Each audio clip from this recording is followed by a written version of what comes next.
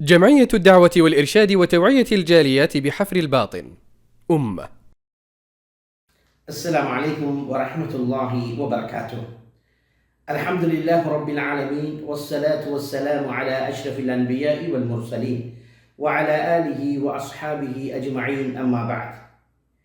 يا أيها الذين آمنوا اتقوا الله حق تقاته ولا تموتن إلا وأنتم مسلمون. அளவற்ற அருளாளனும் நிகரற்ற அன்புடையவனுமாகிய அல்லாஹுவின் திருநாமத்தை கூறி இந்த பதிவை ஆரம்பம் செய்கின்றேன். கண்ணியத்துக்குரிய சகோதரர்களே, இன்றைய இந்த பதிவினுடைய தலைப்பு தயம்மும் செய்கின்ற முறைகளை பற்றியதாகும்.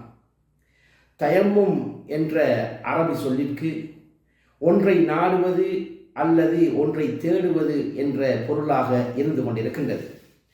எனவே இஸ்லாமிய மார்க்கத்தை பொறுத்தவரையில் இஸ்லாமிய மார்க்கம் என்பது ஒரு இலகுவான ஒரு மார்க்கமாகும். அது யாரையும் அதன் சக்திக்கு மீறி நிர்பந்திக்காது. எனவே இந்த அடிப்படையிலே இஸ்லாத்திலே மிக முக்கியமான அமல்களில் ஒன்றுதான் இந்த தொழுகையாக இருக்கின்றது. எனவே தொழுகை நிறைவேறுவதற்கு கட்டாயம் உது தேவையாக இருக்கின்றன. எனவே உது இல்லை என்றால் தொழுகை நிறைவேறாது. சில சந்தர்ப்பங்களிலே, அதாவது தண்ணீரை பாவிக்க முடியாத ஒரு சூழ்நிலை ஏற்படுகின்றது.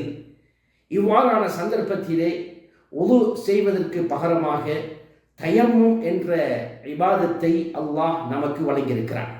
ஒருவர் நோயாளியாக இருக்கிறார், அவருக்கு தண்ணீர் பாவிப்பதன் மூலமாக நோய் அதிகரித்துவிடும் என்ற பயம் ஏற்படுகிறது. இந்த சந்தர்ப்பத்தில் இஸ்லாம் அவருக்கு தயம்மும் என்ற இபாதத்தை தயம்மம் செய்து தொழுவதற்கு இஸ்லாம் அனுமதி கொடுக்கின்றன. அதே போன்று இன்னும் சில சந்தர்ப்பங்களிலே தண்ணீர் இல்லாத ஒரு சூழ்நிலை ஏற்படும். அல்லது பிரயாணியாக இருக்கிறார், பிரயாணம் செய்யக்கூடிய நேரத்திலே தண்ணீர் இருக்கிறது, குடிப்பதற்கு மாத்திரமே தண்ணீர் இருக்கிறது. எனவே அந்த தண்ணீரை கொண்டு உது செய்து விட்டால் தண்ணீர் முடிந்துவிடும் என்ற அச்சம் ஏற்படுகிறது. இந்த சந்தர்ப்பத்திலே அவருக்கு என்ன செய்யலாம்? தயம்மம் செய்து தொழ முடியும். எனவே சகோதரர்களே, இவ்வாறான ஒரு சூழ்நிலைகள் ஏற்படுகின்ற போது அவருக்கு தயம்மம் செய்து தொழுவதற்கு இஸ்லாம் அனுமதி கொடுக்கிறது. கண்ணியமான சகோதரர்களே, இதனை பற்றி அல்லாஹு தஆலா அல் குர்ஆனிலே நமக்கு தெளிவாக குறிப்பிடுவதை நாங்கள் பார்க்கலாம்.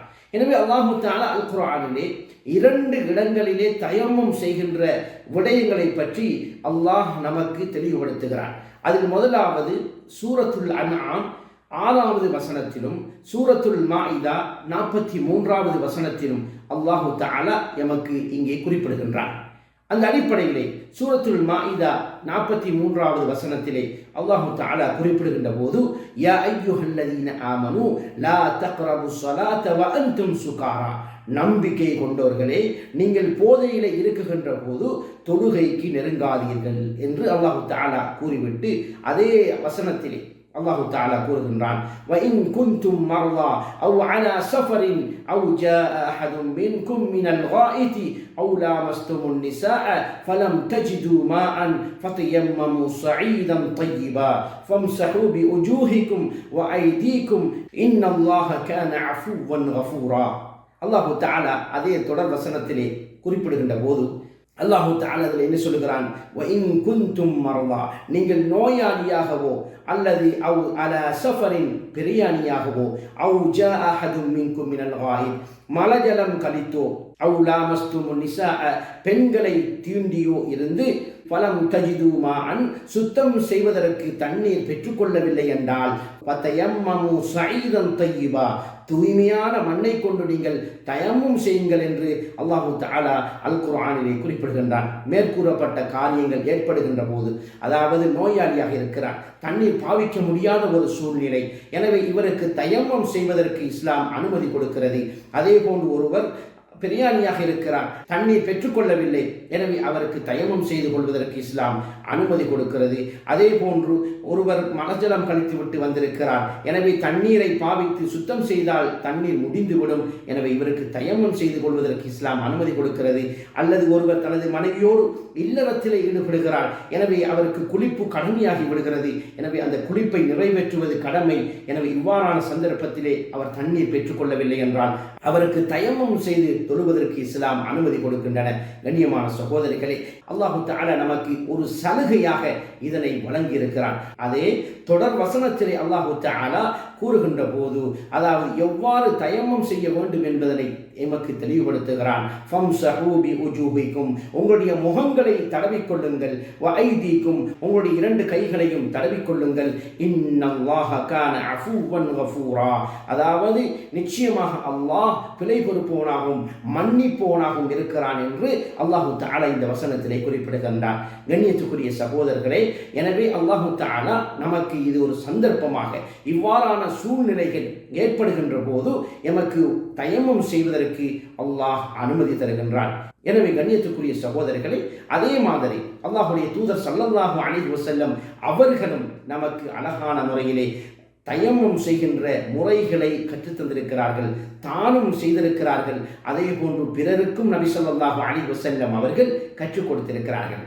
இந்த அடிப்படையிலே புகாரி முஸ்லிம் என்ற கிரந்தத்திலே பதிவு செய்யப்பட்டிருக்கிறது. ஒரு முறை ஒரு மனிதர் உமர் ரலியல்லாஹு அன்ஹு அவரிடத்திலே வந்து, எனக்கு குளிப்பு கடுமையாகிவிட்டது, தண்ணீர் கிடைக்கவில்லை என்று கூறினார். அம்மார் இப்னு யாசிர் ரலியல்லாஹு அன்ஹு அவர்கள் உமர் ரலியல்லாஹு அன்ஹு அவர்களை நோக்கி, உங்களுக்கு நினைவிருக்கிறதா, நானும் நீங்களும் ஒரு பயணத்திலே இருந்தோம், நீங்கள் தொழாமல் இருந்தீர்கள், ஆனால் நானோ மண்ணில் புரண்டு விட்டு தொழுதேன்.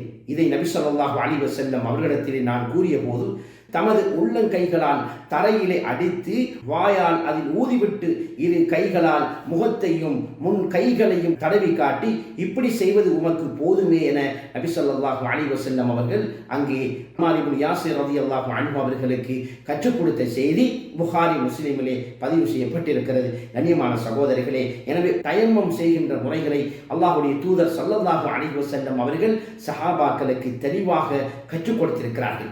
எனவே இப்பொழுது நாம் தயம்மம் செய்கின்ற முறைகளை பார்க்கின்ற போது, ஆரம்பத்திலே எந்த ஒரு அமலை செய்தாலும் நியத் அவசியமாக இருக்கின்றன.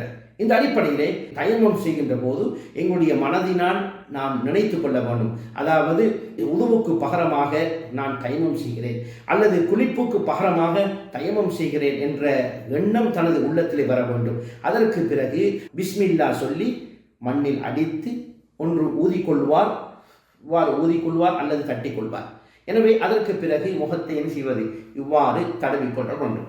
இவ்வாறு உது செய்கின்ற போது தண்ணீரினால் முகத்தை கழுவாரோ அதே போன்று மண்ணை கொண்டு இவ்வாறு தடவிக்கொள்ள வேண்டும். அதற்கு பிறகு 2 கஃப்பையும், அதாவது இடது கையினால் வலது கையினுடைய மேல் பகுதியையும், வலது கையினால் இடது கையினுடைய மேல் பகுதியை இவ்வாறு தடவிக்கொண்டால் போதுமானதாக இருக்கின்றன. இதுதான் நபி ஸல்லல்லாஹு அலைஹி வஸல்லம் அவர்கள் கற்றுத்தந்த முறையாக இருக்கின்றன. எனவே இந்த முறைகளை நாம் சரியான முறையிலே பேணி நாம் அந்த தயம்மத்தை செய்து கொள்ள வேண்டும். அல்லாஹு தஆலா எமக்கு ஒரு சந்தர்ப்பமாக எங்களுக்கு இதனை தந்திருக்கின்றான்.